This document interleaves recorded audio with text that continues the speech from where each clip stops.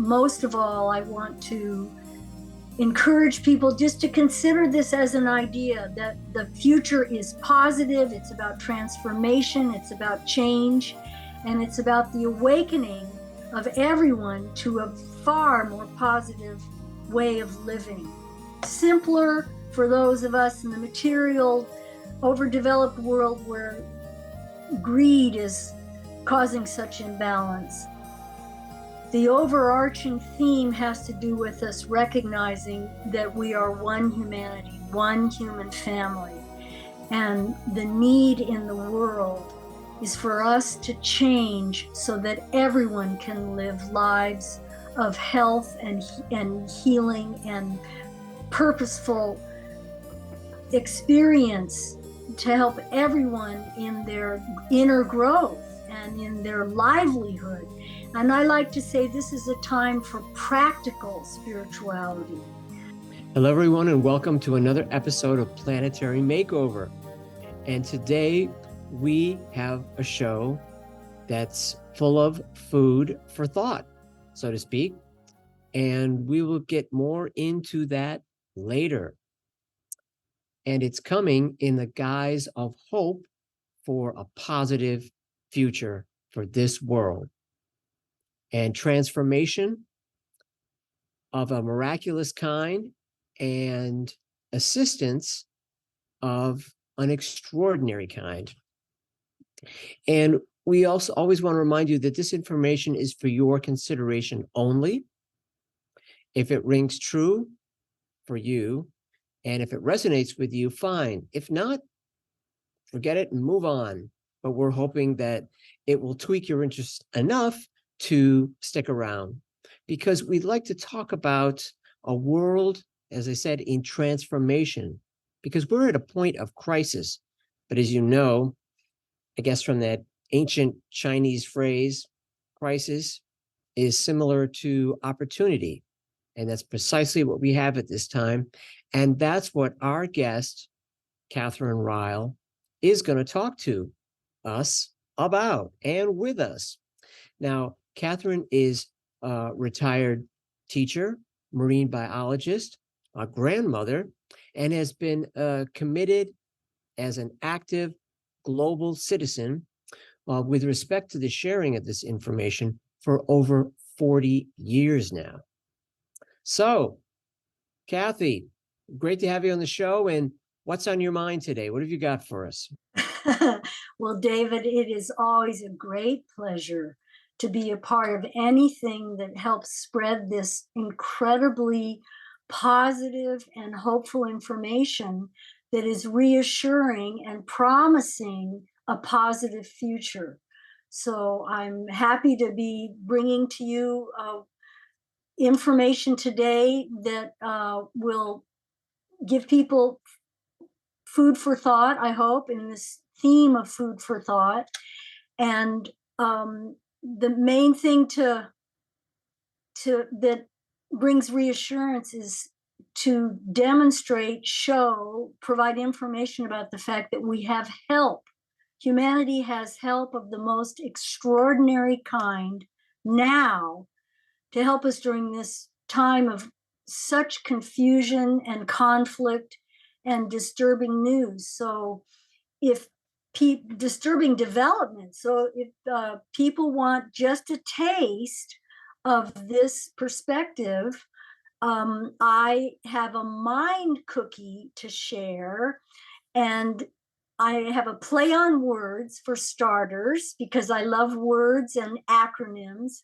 And so, David, I have a new form of Wi-Fi to share with you.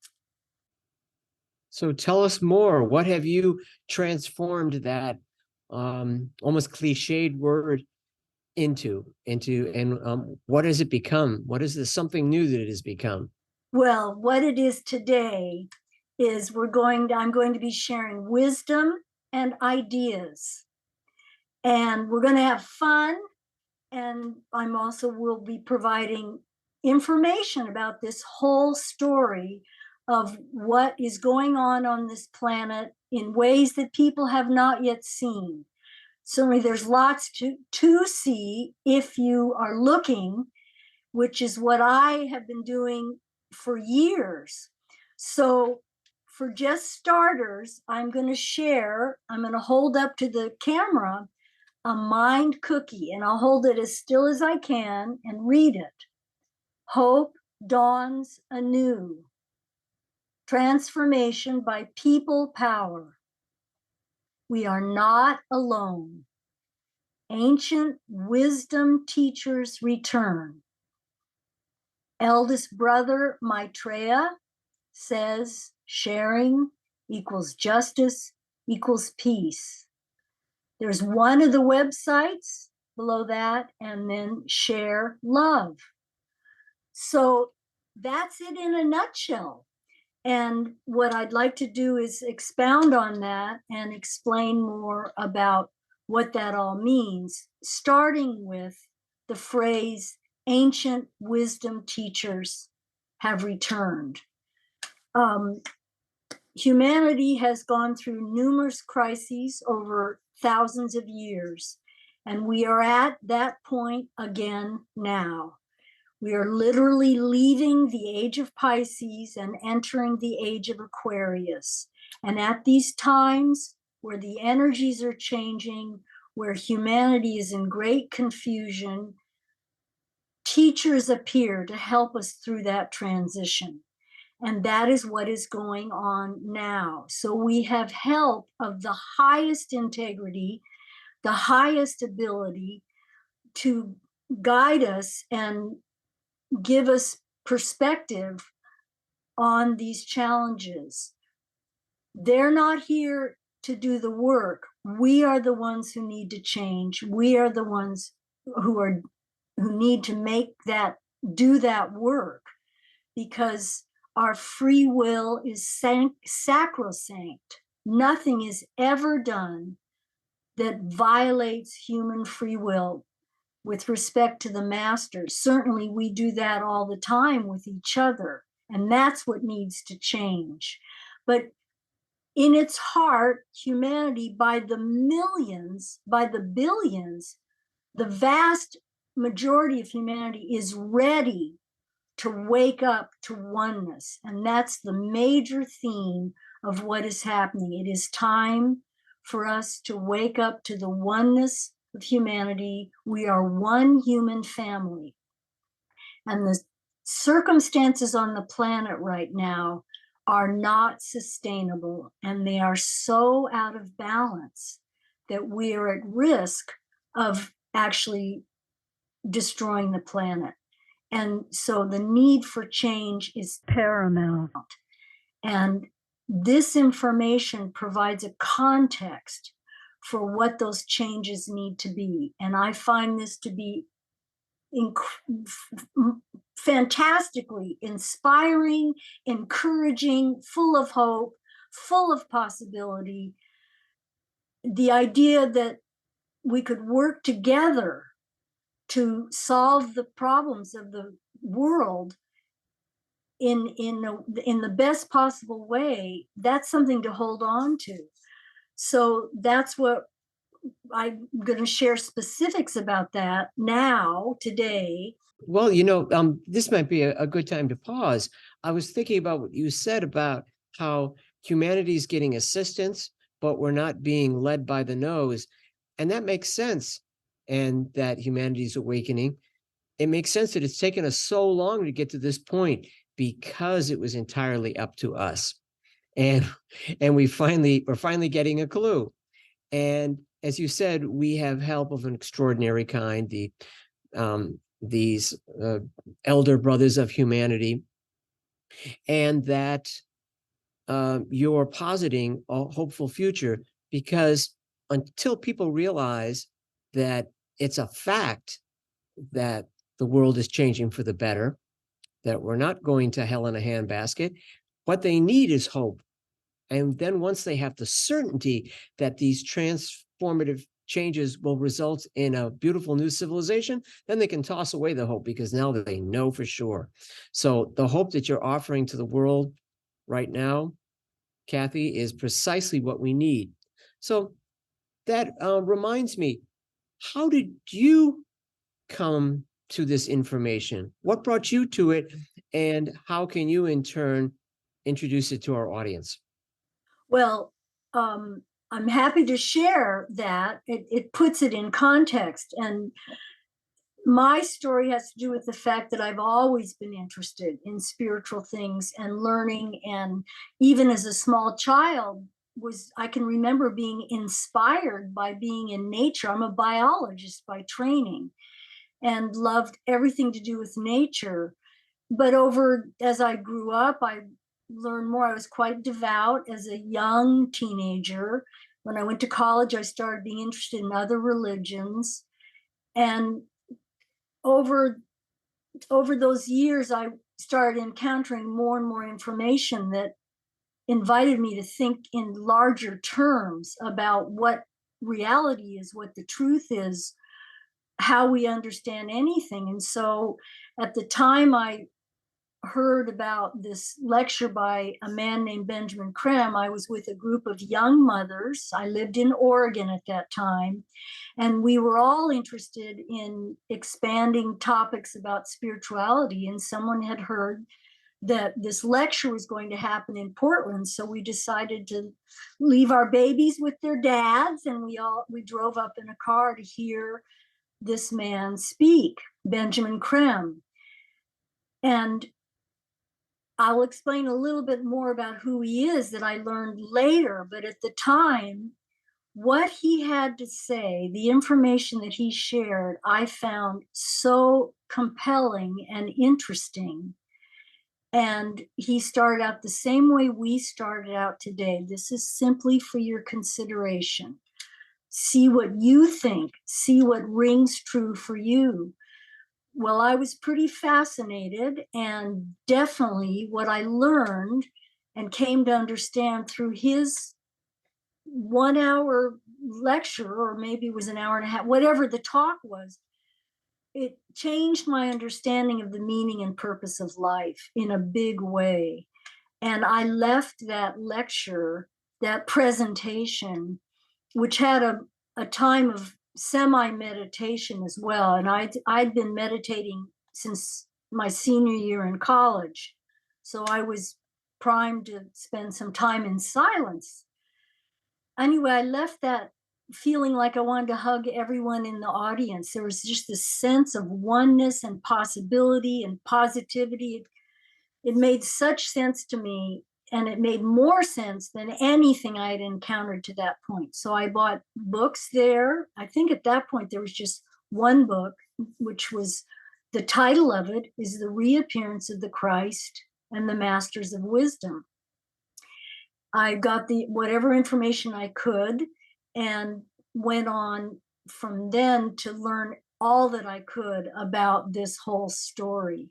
And at this point, I would like to interject that the word Christ and what has been explained, what I accept about that, what that word means, my understanding is that Christ is a title. And when Jesus was here to inaugurate the previous age, the age of Pisces, over 2,000 years, well, about 2,000 years ago, he was anchoring the energy of the Christ. He was Jesus the Christ. And that title is now carried by this teacher, Maitreya, who is considered the eldest brother of humanity. And that is, he and the Buddha were the two human beings who were the first to fully wake up to their divine essence. And that they anchor that highest wisdom and energy on this planet. So Maitreya his title is Maitreya the Christ, anchoring the Christ energy on this planet. But it is not necessary to accept that explanation. What matters the most about what Maitreya is bringing, and what I'm going to be explaining more information about, is his message is about the need for sharing. That's what's important to remember, the need to change. So the masters, and Maitreya comes with a group called the Masters of Wisdom. They are all human beings, just like us, who have gone ahead of us in evolution and have woken up to their full, they've mastered the physical plane, and they are aware of their divine consciousness all the time. And they have abilities beyond our comprehension. They have no need to eat or sleep. They work 24 hours a day helping humanity. So the first stage of this emergence of Maitreya, which was explained by Benjamin Creme, were these 140 messages received by Benjamin Creme. And it's important now to explain who Benjamin Creme is. And before you get into Ben, I thought it was interesting too that you mentioned how both Maitreya and the Buddha were amongst the first to wake up, and that now all of humanity, in a sense, is starting to wake up, and that the masters of wisdom are, as you said, working 24/7 for humanity and for the plan with a capital P. And most people aren't aware that there is a plan for this planet, and that humanity is part and parcel of that plan. You've heard so many people say, wow, this planet would be better off without humanity. Well, as it turns out, we need that kingdom to help hold the others together. And here you've illustrated, and the masters have underlined the need for humanity to respond to, open up, and embody and demonstrate, as Maitreya and Buddha have, demonstrate their divinity. So go ahead and tell us more about these messages from Maitreya, Kathy. Well, just to touch on this idea, the concept of a plan, it has to do with the idea that our presence here on the planet is about the evolution of consciousness. And the bigger picture is all about the energies and how energies move through the kingdoms.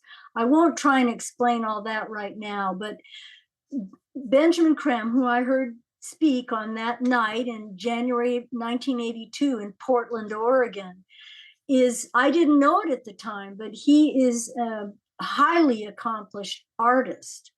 And in all the materials that I've seen from the organization Share International, his paintings are on the cover of his books and the magazine. And he was trained over many years working with one of the masters of wisdom, very arduous training to develop the ability to have telepathic rapport with his master, and then in time, telepathic rapport with Maitreya. And that is how these messages came.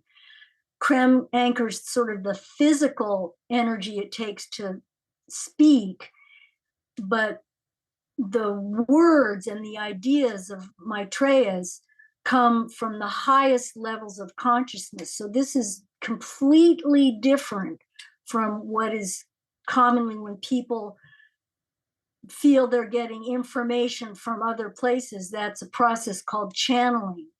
And this is completely different. It's at a much higher level and takes much more training to be as clear as it is. These 140 messages, which are in this book, Messages from Maitreya the Christ, came through over a period of about 5 years, from 1977 until 1982. And they all happened in a public setting. And all the messages were recorded the meetings were regularly held in London. Benjamin Creme at that time lived in London. He has since passed away. And the important thing is this does not involve any mediumship or trance or anything. He was fully conscious. And it is possible these messages were recorded, and a few of them are available online. The actual recordings, they're a little hard to find. It's not, you can't Google for it. And about a third of these 140 messages are also available online.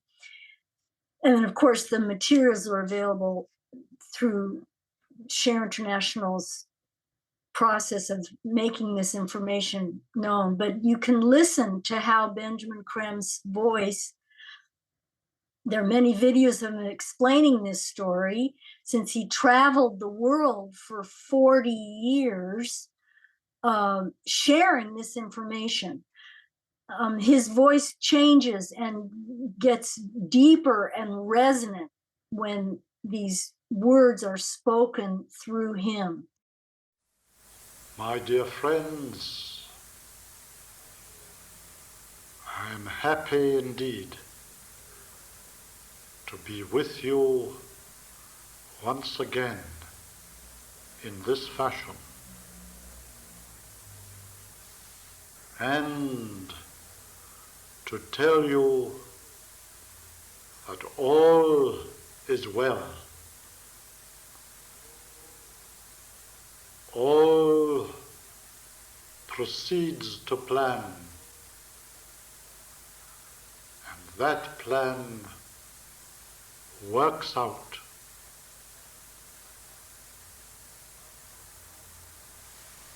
When my face is seen on a wider scale, you will know that your elder brother is with you. Take up the challenge which I present and help me to serve your brothers.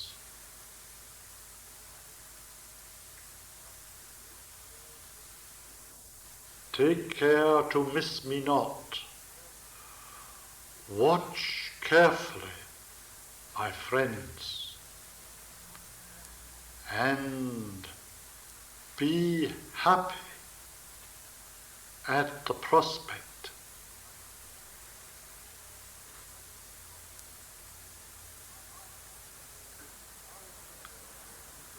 Smilingly turn your gaze on the future.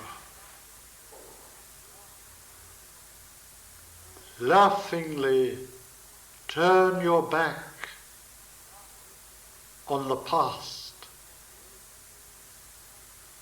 Gratefully receive the blessing of God's love and create anew the plan.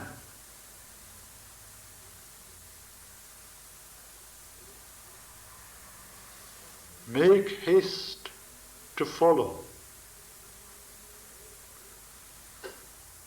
Make haste to recognize. Triumphantly teach and know the joy of service.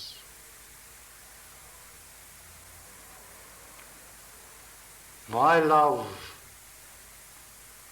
goes with you all.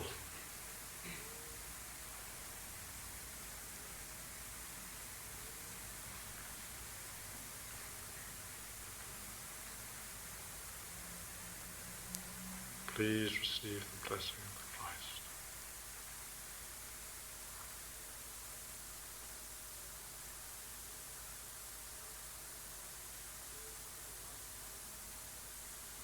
the divine light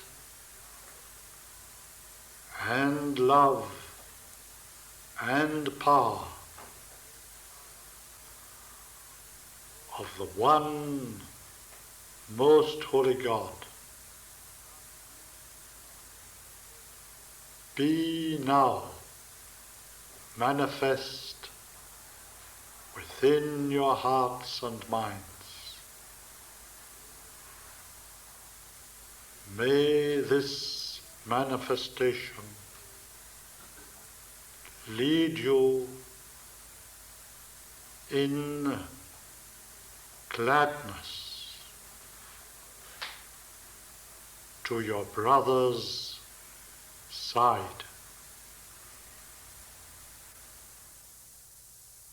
I wanted to read a section of one message. Yes, I was just thinking about what you had said, the difference between channeling, which we hear so much about, and Ben Krem being overshadowed by Maitreya. And if the audience is anything like myself, you'd read a lot of channeled material, which I understand is from the astral or emotional plane, which is sort of rife with misinformation, and how that differs from the mental overshadowing that Benjamin Krem experienced, that, as you pointed out, most of us are not equipped to do at this time. And I think that's a really important distinction. And I hope that a lot of our listeners will take a look at the information you've presented and listen to them and compare them to the channeling that they've listened to in the past and notice the difference, which is not so subtle, and do their own homework and discover, like you and I have, that it strikes a much deeper and richer tone. And we're not just talking about the quality of his voice, but the importance of his words and the meaning behind them. It has a transformative effect when you listen to it, stimulating you both mentally and your intuition. So yes, go ahead, Kathy. Well, I think another really important point to make, and I think it's very clear in these messages. It's important for the person interested to have discernment about the quality of information that they're reading, whatever the source. There's just a difference, and this information, these messages are beautiful, they're powerful, they're poetic, they carry great meaning and significance, and overall they speak about who Maitreya is and why he's here and what he envisions for the future. They're very encouraging and positive, and every 10th message, number 10, number 20, number 30, and so on, has a particular rhythm and power and simplicity of language. So I'm going to read you an excerpt from message number 37. And this is how it goes. By this means will you know me, by my light which shines through you, awakening you to service and love. By this means will you know me, by my call for justice and reason. By this means shall you know me, by my work among your brothers, those who need my help. My appeal shall sound forth. Save the world, help those who suffer and die in need. My call shall resound. Correct the mistakes of the past and renew the spirit of man. Make way for love in your hearts and see God. And a very important aspect to add to this is that at the level of the masters, at the soul level, there's no gender issue. So the messages refer to, Maitreya will speak of my brothers and sisters, but quite often the language speaks of men and brothers, and it really refers to everyone on the planet. It's not gender identity. When they say men, they mean mankind. So keep that in mind if to our viewers, if people decide to look at these messages and read them for themselves. But they bring guidance, and they establish, in particular, some of Maitreya's priorities. And we mentioned earlier that his basic message, regardless of whether he is the Christ or the world teacher, that is another title for Maitreya, regardless of that, his basic message is that the answer to the world's problems is to share. And I add to that, I will say to people when I speak, the imbalance we have on the planet now is unsustainable. And that needs to change in all the systems that run this planet. So the need for change and transformation at all levels for all people is on the near horizon, but it's about changing to a positive future. So the messages about sharing, some of these messages, in fact, the one that I just read the excerpt from, which I sort of have titled By This Means, that has been put to music, and others have been put to music by a marvelous musician named Tony Townsend. And those songs are out there, of these messages put to music. And the one that we're going to share in this program, we're going to play a message that a song that was made out of from several messages put together, and it's about sharing. And that's what's coming next on this program. So this is Tony Townsend singing the song Learn to Share, and these are Maitreya's words.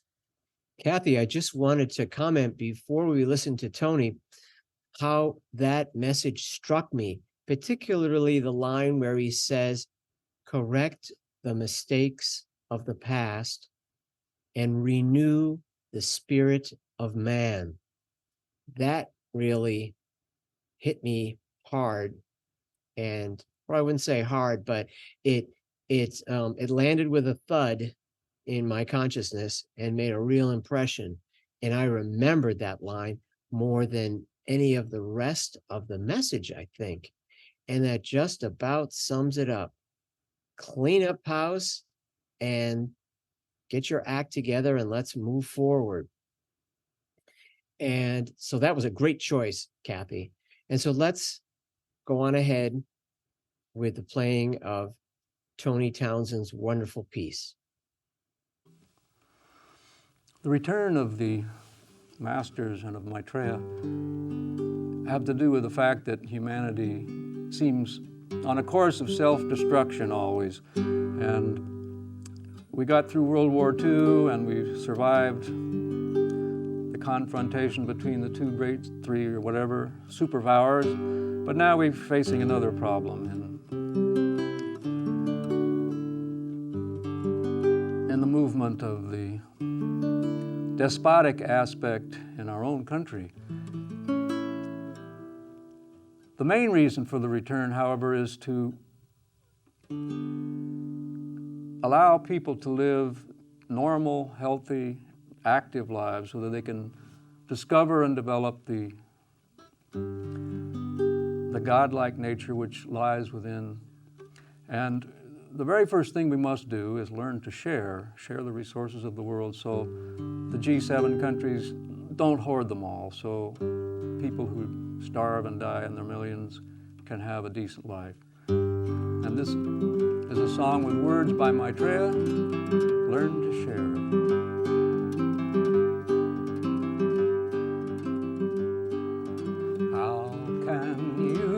be content with the molds within which you now live. When millions starve and die in squalor, when the rich parade their wealth before the poor,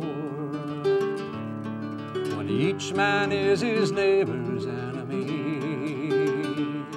when no man trusts his brother, for how long must you live thus, my friends? For how long can you support this degradation?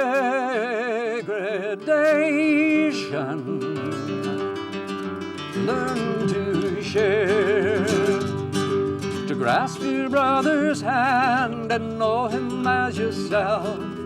Take your brother's need as the measure for your action and solve the problems of the world. There is no other course. Learn to share.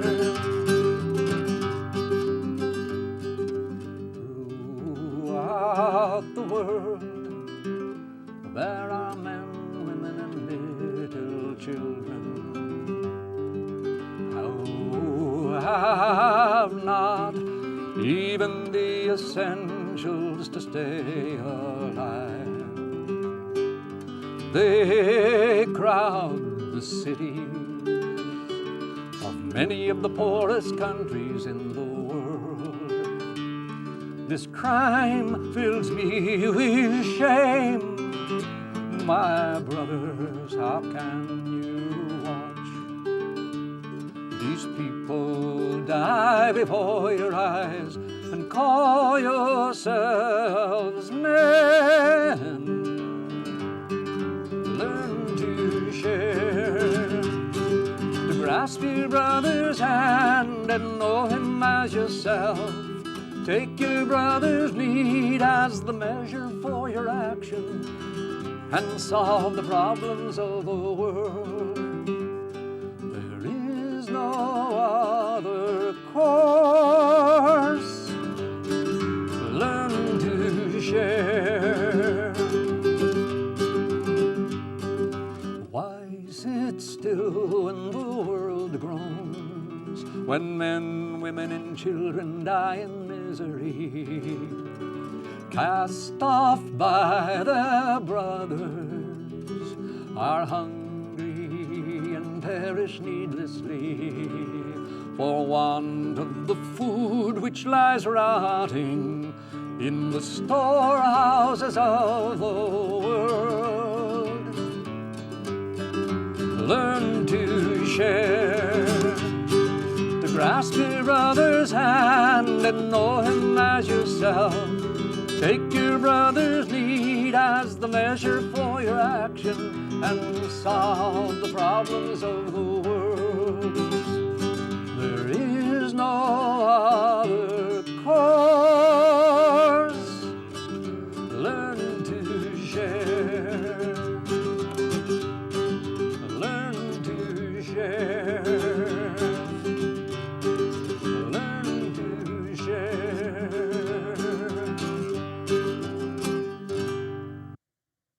Isn't it wonderful to hear this? That song was a compilation from different messages, and some of the words are pretty powerful and strong, but Tony's putting these messages, some of the messages, to music has made it easy to memorize some of the messages. So I really cherish his music, and I'm so glad we could share it today.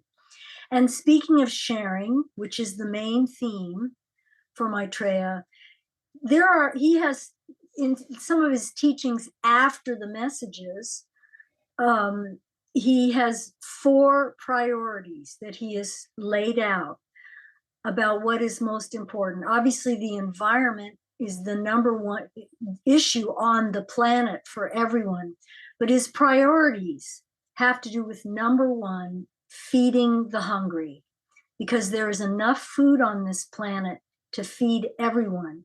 and there's no reason why anyone should be starving. So food, feed the hungry, housing, healthcare, and education, that these four things are the birthright of every human being, to enable every human being to live a life of fulfillment and meaning and purpose.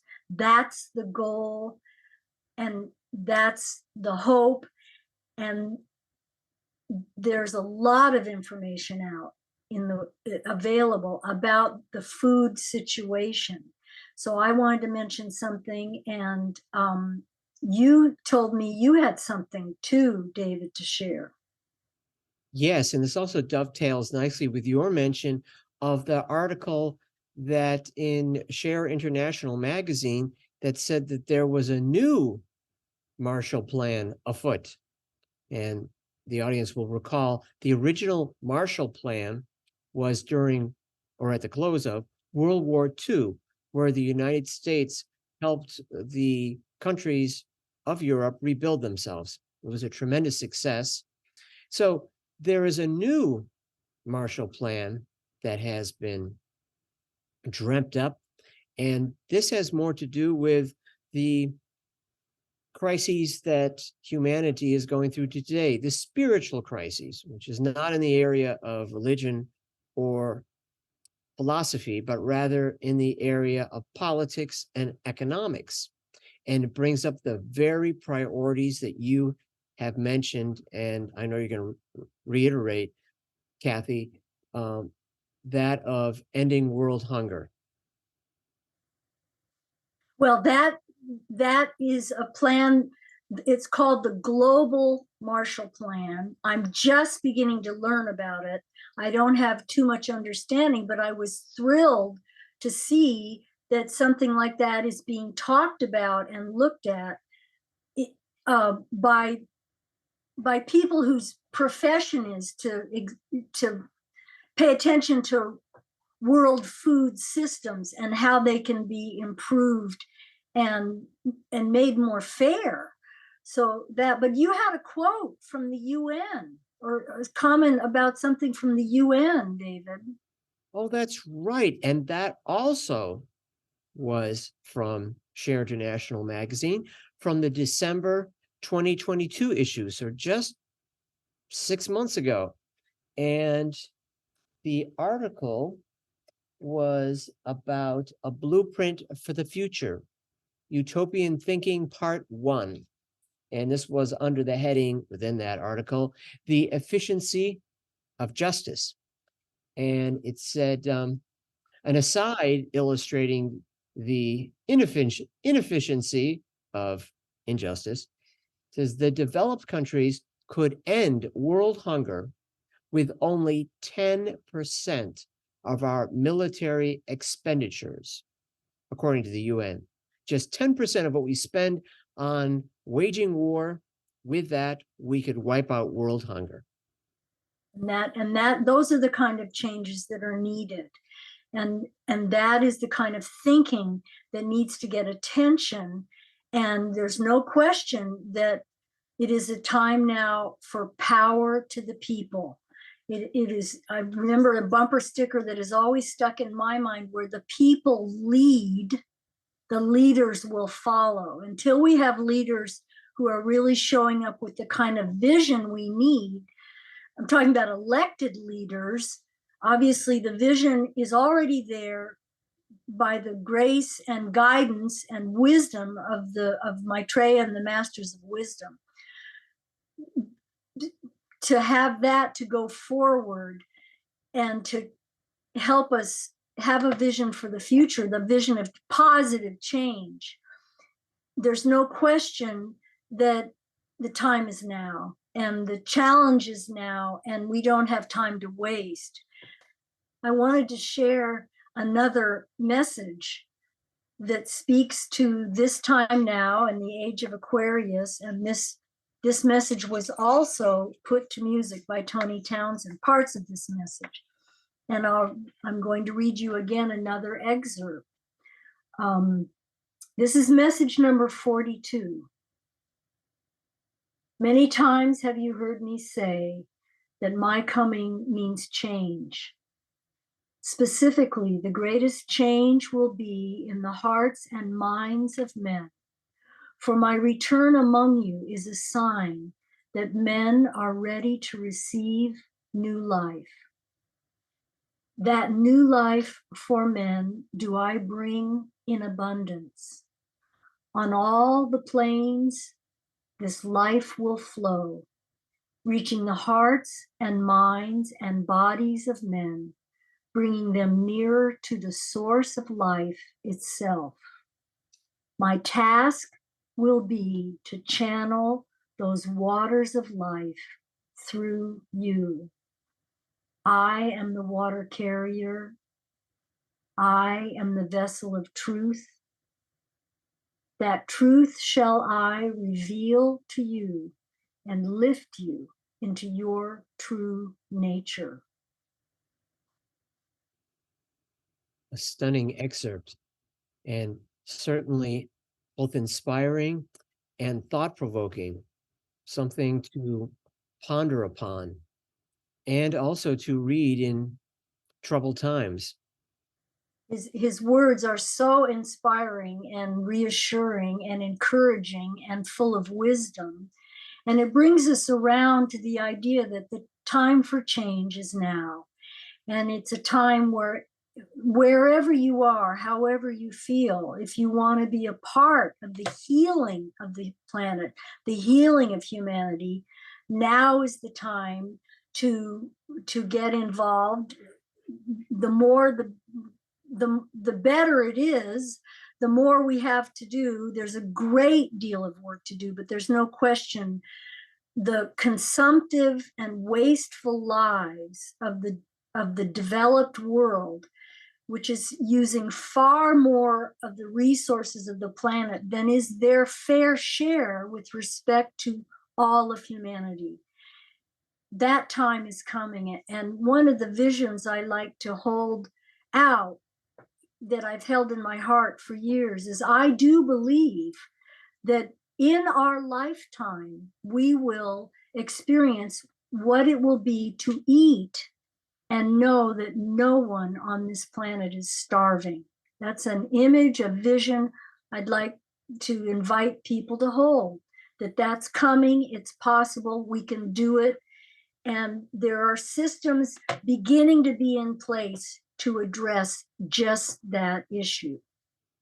And when you mention that too, you bring to mind, Kathy, other of his messages. And in one of them, he had said, nothing happens by itself. Man must act and implement his will. And in another of Benjamin Krem's books, I believe that one was The Laws of Life, Maitreya had said that we want to shift to a mindset of sufficiency as opposed to what we have now, gluttony, or a overabundance of material objects, and an end to people attempting to acquire materiality endlessly. So instead, we would switch to a focus of efficiency, and then not efficiency, but sufficiency, but efficiency comes with it. And that way, when everyone has what they need, it shifts the consciousness of all humanity. No one is starving, no one is hungry, no one is lacking education or a healthy environment or peaceful circumstances. And then we can all think straight and we can move forward together. And I believe that that's what the message you just read helps exemplify. It brings to mind a quote from Gandhi: live simply so that others may simply live. In the realm of how people might choose to help, of course, there's any number of possibilities, but one other way, an unusual way, is a practice that we do as a group in promoting Maitreya's efforts in the world, and that is a practice of meditation called transmission meditation. And I tell people it's a simple meditation, but of course, that doesn't mean it's easy. It takes a focus of will, it takes mental power. And that service, it is a method of service to help the world energetically in ways that are unseen to us. So transmission meditation is something that is practiced by people connected to this work, and there are hundreds of groups all over the world. Yes, that was a great lead-in and introduction to the subject, Kathy. And as you said, there are groups all over the world that are forming daily, and there are also people joining these groups who are not particularly interested in the message of Maitreya or in transmission meditation per se. They just like to meditate. And from whatever background, whatever intention people come from, they're welcome to join and take from it what they need. What we're contending is that it is a form of world service, unlike transcendental meditation, which is more of a personal meditation. In the case of transmission meditation, you are becoming a conduit for these energies that the masters are the scientific custodians of. And while you're not directing the energies, they do pass through you, through your upper chakras, those energy centers in the body, and out into the world. As I said, we don't direct them. The spiritual hierarchy, the masters of wisdom do. And they can do everything from, you could say, poetically adding to the spring of spiritual waters from which all of creation drinks, to something as earthy as helping countries negotiate that are at each other's throats. In any event, it is helping all of creation, and it is assisting the people who are involved in it. If you're allowing yourself to have these energies pass through you, it's raising your vibratory rate. It's accelerating your own evolution, spiritual evolution, which doesn't necessarily have anything to do with religion, but your own evolution, the evolution of the planet, and that of the entire species, the human species, and helping move us all forward. And sometimes it even conveys healing to people who are involved in the meditation. That's not its primary function, but I'd say that's a pretty good side effect. Wouldn't you, Kathy? Well, the main thing is any form of meditation is very good for spiritual development. Transmission meditation, because it is based on the science of triangles, the science of energies, is extremely potent. And there is now regular online offerings of introductions to transmission meditation that people can join by Zoom. So I wanted to kind of wind up my part in this by reiterating that the overarching theme has to do with us recognizing that we are one humanity, one human family. And the need in the world is for us to change so that everyone can live lives of health and healing and purposeful experience, to help everyone in their inner growth and in their livelihood. And I like to say this is a time for practical spirituality. So we're going to have more information on this presentation about how to get more info. You know more about that, David. But most of all, I want to encourage people just to consider this as an idea that the future is positive. It's about transformation. It's about change.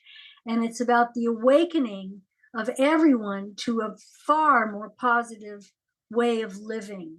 Simpler for those of us in the material, overdeveloped world where greed is causing such imbalance, and too much stuff. Simpler for those of us in that part of the world, and far better for the vast majority of humanity.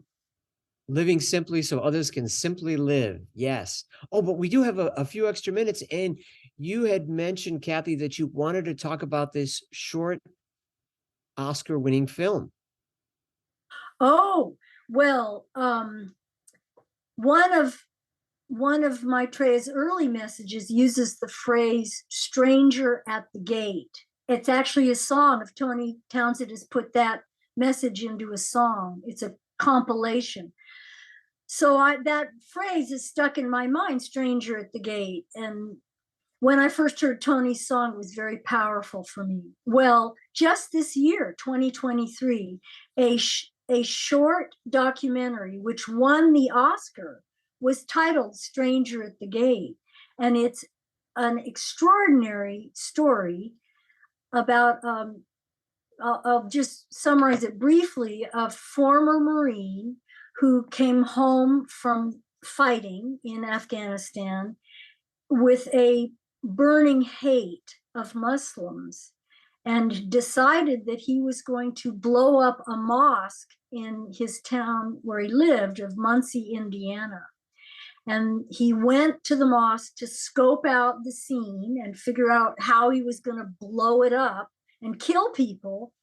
And he was so warmly received by the congregation and by particular people in the congregation that he changed. And he changed his mind, and he learned about the religion, and he converted to Islam. And it's an extraordinary story of healing and forgiveness and oneness of humanity. And the wonderful young woman Malala, the youngest person to ever receive the Nobel Peace Prize, learned about the movie and became connected to it because she wanted to help promote it. So she's connected to it as well. But it's an inspiring story. It's true. It's the story. The director learned about it and decided he wanted to make a film about it. So the title of that movie is "Stranger at the Gate." And it's the same, it embodies Maitreya's principle, is that we need to look at people, other people. We are one human family, and let's make peace amongst all of us. So I'm thrilled to know about that movie and help people know about it too. What a great message to connect with the messages from Maitreya. And I would think that's no coincidence. And I would say too, to the audience, remember, as we said at the beginning, all this information is for your consideration only. You can ponder on it and see if it resonates with you. And if it does, look into it further. And if it doesn't, keep moving. And what I've found, and a lot of people have found through studying this, is that it stimulates both the mind and the intuition, so that the answers you're looking for come from within, not from without. Those are the lasting changes that come from within, and the deepest and most meaningful messages also. These are merely a stimulant to move us in that direction, to have us look, as Krishnamurti would say, simply to look, to examine, and to find in those messages something that gives us hope, that Kathy had emphasized so strongly in this show. And everyone needs hope. When we're hopeless, we're rather dangerous because we might do anything. When we have hope, we can hold on until we get more certain information, until we're convinced that the world is going in the right direction and that we are going to survive. And Kathy, is there anything else you'd like to add to your messages to our audience before we close? Well, I always like to say there's a great deal happening behind the scenes. Just like it was explained, the masters work 24 hours a day. Maitreya is connected to all of us, to the entire world, through his cosmic love. And things are happening that we are not aware of. And certainly if you're only paying attention to mainstream media, the news is so disturbing and so overwhelming and confusing, and there is so much conflict that needs to be resolved. But it is moving towards resolution, and the idea that we're waking up to a far better way of living, and it takes recognizing that we are one human family, I find meaningful and heartwarming. So let us go forward with the idea that this is possible, and hold the highest hope, which is certainly what I've gotten from these beautiful messages. So glad to be able to share it. Thank you, Kathy. And remember too, just in closing, I'd like to remind us too that if you don't see some of this information in the mainstream news, that's because the executives there are thinking, oh, this doesn't sell commercial time.